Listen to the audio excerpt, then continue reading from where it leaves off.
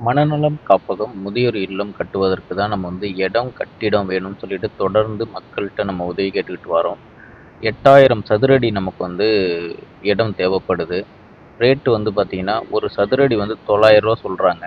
மொத்தம் வந்து ரூ. 74,00,000 இருந்தா தான் அந்த இடத்த வாங்கி, ஒரு முதியோர் இல்லமும், மனநலம் காப்பகமும் அந்த இடத்துல கட்டி, இதுபோல மனநலம் பாதிக்கப்பட்டவங்கள தூய்மைப்படுத்தி, மீட்டெடுத்து, நம்ம இடத்துல வச்சு தூய்மையான ஒரு மனிதர்களா வந்து பராமரிக்கிறதுக்காக தான் நம்ம வந்து தொடர்ந்து மக்கள்ட்ட இந்த உதவிகள நம்ம கேட்டுக்கிட்டு வரோம்.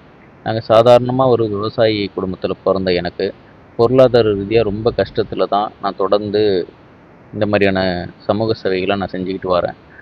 நாங்க இப்போ காசு படைத்தவனா இருந்தேன்னா, கண்டிப்பா நான் யார்ட்டயும் கேட்க போறது கிடையாது. நானே ஒரு இடத்த வாங்கி, நானே ஒரு கட்டிடத்த கட்டி, அரசு சார்ந்து என்ன விதிமுறைகள் இருக்கோ அதெல்லாம் கரெக்டான முறையில ஃபாலோ பண்ணி, இவங்களெல்லாம் வந்து தூய்மையான முறையில சரி பண்ணிடுவேன். ஆனா, அந்த பொருளாதார ரீதியா ரொம்ப கஷ்டப்பட்டு இத செய்றதுனால, மக்கள்கிட்டயே நான் வந்து இவங்களுக்காக உங்ககிட்ட நான் வந்து கேட்குறேன். 140 கோடி மக்கள் வந்து இந்தியா முழுக்க இருக்கீங்க. நீங்க நினைச்சீங்கன்னா ரூ. 1 குடுத்தீங்கன்னாவே போதும்.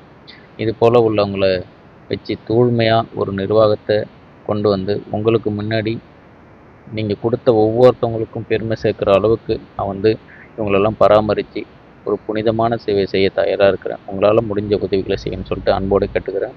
உதவி பண்ணுங்க.